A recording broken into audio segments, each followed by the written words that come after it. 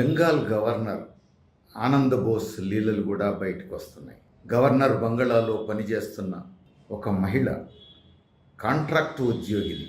ఆమె ఉద్యోగం రెగ్యులరైజ్ చేయిస్తానని మభ్యపెడుతూ ఆమెను లైంగికంగా వేధించారు అని ఆమె కంప్లైంట్ పెట్టింది. ఇప్పుడు ఆ గవర్నర్ అంతా తూచ్ అని చెప్పేసి కొట్టిపారేస్తున్నారు. ఆయన మీద ఇది కుట్ర పన్ని చేస్తున్న ఆరోపణ అంటున్నారు. ఒక కాంట్రాక్ట్ ఉద్యోగిని, ఒక మహిళ, భారతదేశంలో ఒక మహిళ ఇలాంటి ఆరోపణ బహిరంగంగా చేయడానికి ఎంతమంది సిద్ధంగా ఉంది? ఒక మహిళకు ఈ పరిస్థితి ఏర్పడ్డది, అందులో రాజ్భవన్లో ఏర్పడ్డది, గవర్నర్ బంగ్లాలో ఏర్పడ్డది.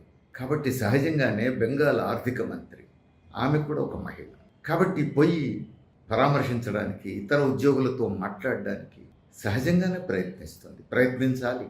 ఆమె కాదు, మంత్రివర్గంలో ఇంకా మహిళలు ఎవరున్నా, స్వచ్ఛంద సంస్థలు ఎవరున్నా, ప్రజా సంఘాలు ఎవరున్నా, మహిళా సంఘాలు ఎవరున్నా ఆ పని చేయాలి. అందులో బాధ్యతాయుత స్థానంలో ఆర్థిక మంత్రిగా ఉండి ఒక మహిళగా ఉన్నటువంటి వ్యక్తి సహజంగానే పోయి పరామర్శించేందుకు, ఇతర ఉద్యోగినులతో మాట్లాడేందుకు ప్రయత్నిస్తారు. ఒకసారి కంప్లైంట్ వచ్చిన తర్వాత పోలీసులు కూడా విచారణ చేస్తారు. కానీ ఇప్పుడు జరిగింది ఏమిటి? బెంగాల్ గవర్నర్ ఆనంద్ బోస్ ఆదేశాలు జారీ చేశారు. గవర్నర్ బంగళాల్లోకి ఆర్థిక మంత్రి ఆ మహిళ అడుగు పెట్టడానికి వీల్లేదట. అట్లనే పోలీసులు కూడా అడుగు పెట్టడానికి వీల్లేదట. అంటే బెంగాల్ గవర్నర్ చట్టానికి అతీతుడు. దీన్ని బట్టే అనుమానాలు బలపడుతున్నాయి. ఆ కంప్లైంట్ ఎంత సీరియస్సో మరింత అనుమానం బలపడతాం.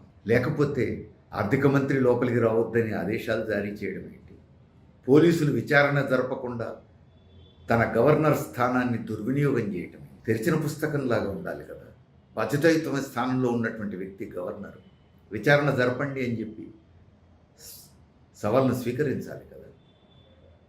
కానీ పోలీసులు రాకుండా, ఆర్థిక మంత్రి రాకుండా ఆదేశాలు జారీ చేయడం అనేది తన నేరాన్ని కప్పిపుచ్చుకోవడం కోసం తాను చేస్తున్న ప్రయత్నాలు అనేది స్పష్టంగా కనపడుతుంది. భారతదేశ చరిత్రలో నాకు తెలిసి ఇలాంటి ఘటన ఎప్పుడు జరగలేదు.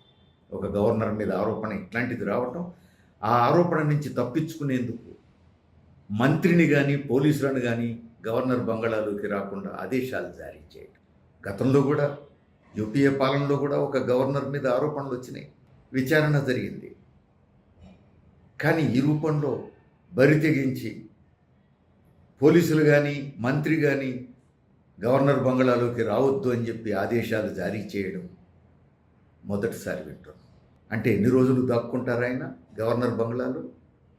ఈ లోపల నయాన్నో భయాన్నో కంప్లైంట్ పెట్టినటువంటి ఆ ఉద్యోగిని లొంగ తీసుకుంటారన్నమాట. కంప్లైంట్ ఉపసంహరింపజేయడం కోసం టైం పర్చేజ్ చేస్తున్నారన్నమాట, సమయం తీసుకుంటున్నారన్నమాట. ఎంత దారుణం! ప్రజాస్వామ్య వ్యవస్థ అంటుంది.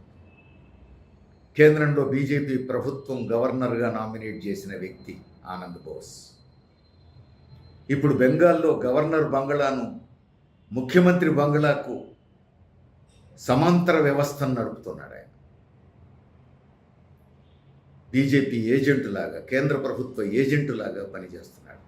రాజ్యాంగబద్ధమైనటువంటి పదవి, రాజకీయాలకు అతీతంగా నడవాల్సినటువంటి స్థానం, ఒక గౌరవప్రదమైన స్థానం, అవి పక్కన పెట్టి ఇప్పుడు రాజకీయంగానే వ్యవహరిస్తున్నాడు.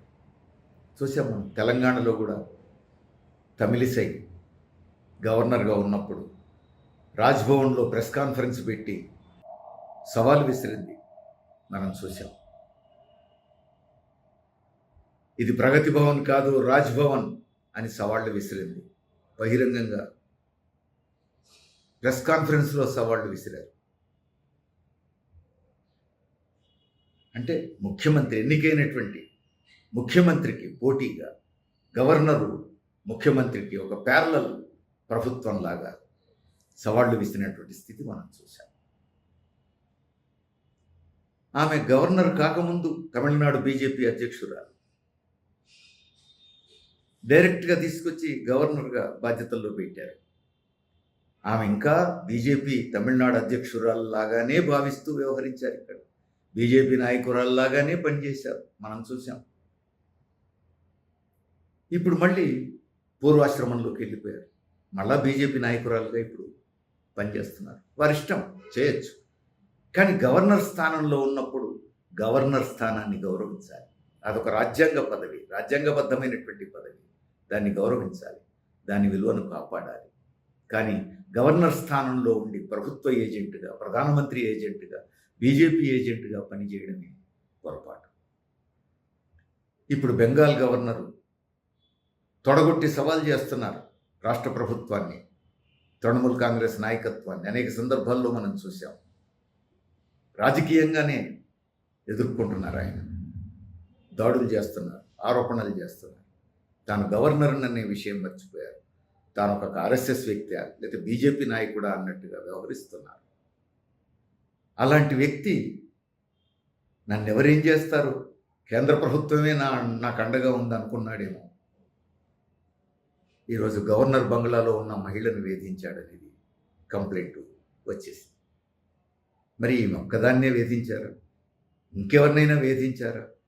ఈమె విషయంలో లోతైన పరిశీలన జరిగితే, విచారణ జరిగితే ఇంకా ఏమన్నా ఉంటే కూడా బయటపడతాయి. అందుకే విచారణను అడ్డుకోవడం కోసం పోలీసులు రాకుండా, మంత్రి రాకుండా ఆదేశాలు జారీ చేసుకొచ్చున్నారు. ఇట్లాంటి తప్పుడు పద్ధతులు అనుసరించేటువంటి వాళ్ళ అఘాయిత్యాలను ఎదుర్కోవాలంటే, అడ్డుకట్ట వేయాలంటే జనం కదలాలి, జనం నిలదీయాలి. లేకపోతే ఏంటిది? పోలీసులు రావడానికి వీల్లేదు, మంత్రి రావడానికి వీల్లేదని ఆదేశాలు జారీ చేయడం ఏంటి? ఒక ముద్దాయి, ఒక మహిళ కంప్లైంట్ ఇస్తున్నటువంటి ఒక ముద్దాయి తన మీద విచారణకు తాను పోలీసుల మీద ఆదేశాలు జారీ చేస్తారు, మంత్రి మీద ఆదేశాలు జారీ చేస్తారు. ఏ స్థితికి వచ్చింది బీజేపీ పాలన కేంద్రం? ఆర్ఎస్ఎస్ తలుచుకుంటే, బీజేపీ తలుచుకుంటే ఇట్లాంటి పద్ధతులు కూడా అనుసరించవచ్చు అని మహిళలను వేధించే వాళ్లకు కొత్త కొత్త మార్గాలు చూపిస్తున్నారు వీళ్ళు. దారుణం కదా. ఇప్పుడు జనం కదా కళ్ళు తెలవాల్సింది, ఈ ప్రజాస్వామ్యాన్ని కాపాడుకోవాల్సింది, విలువల్ని కాపాడుకోవాల్సింది ఈ దేశ ప్రజానీకమే. చూద్దాం ఏం జరుగుతుంది.